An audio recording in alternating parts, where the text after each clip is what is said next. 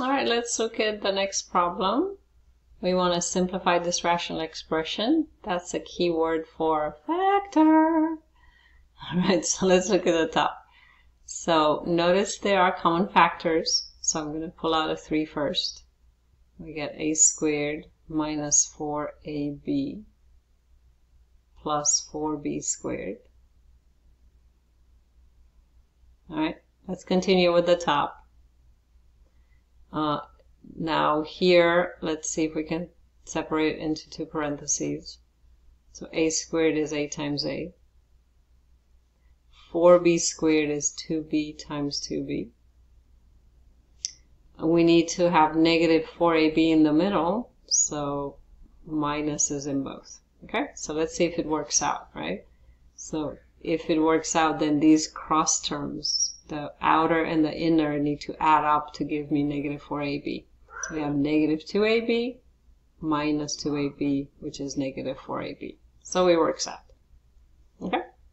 Let's look at the denominator. This has things in common. There's a 6 in common. And we have a squared minus 4b squared.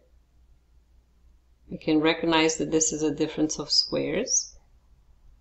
So we can separate it into 2. A squared is a times a. 4b squared is plus 2b and minus 2b, right? With the difference of squares, it's opposites of each other, okay? So one with a plus, one with a minus.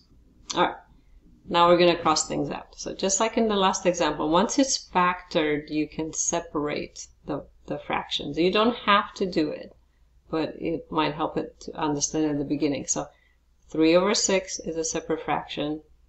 A minus 2b over a plus 2b, right? And you're trying to match things that will cancel each other and put them as a fraction. A minus 2b, a minus 2b. Okay, so I separated like these fractions, and then you go, well, 3 over 6 is 1 over 2. These don't cancel because they're not the same. This over this gives me 1 over 1. Okay? So now when I simplify, I have 1 times this times 1. I get a minus 2b on the top.